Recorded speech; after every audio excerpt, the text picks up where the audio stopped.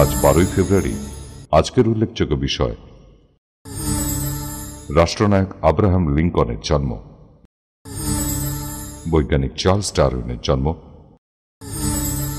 সঙ্গীত শিল্পী অমিয়া ঠাকুরের জন্ম, সাংবাদিক অরুণ বাগচির মৃত্যু,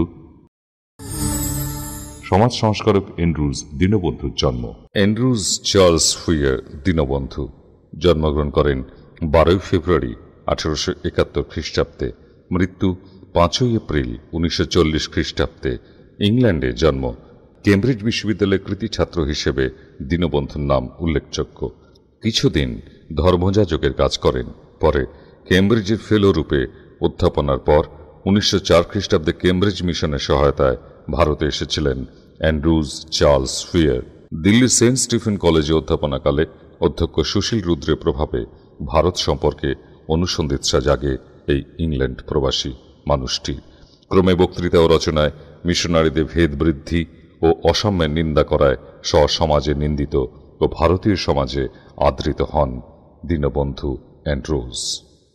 1912 খ্রিস্টাব্দে ইংল্যান্ডে রবীন্দ্রনাথের গীতাঞ্জলি পাঠসভা থেকে রবীন্দ্রানুরাগী হন। ক্রমে ধর্ম বিষয়ে অন্তর্দ্বন্দ্ব ও ভারতীয় সংস্কৃতির প্রতি আকর্ষণের ফলে 1914 খ্রিস্টাব্দে শান্তিনিকেতনে যোগ দেন। এর পূর্বেই গান্ধীজির সঙ্গে দক্ষিণ আফ্রিকায় সত্যাগ্রহ আন্দোলনে যোগ দিয়ে সুপরিচিত হয়েছিলেন। এইভাবে অ্যান্ড্রুজ হয়েছিলেন গান্ধীজি ও রবীন্দ্রনাথের মধ্যে সংযোগ রক্ষায় প্রধান ব্যক্তি।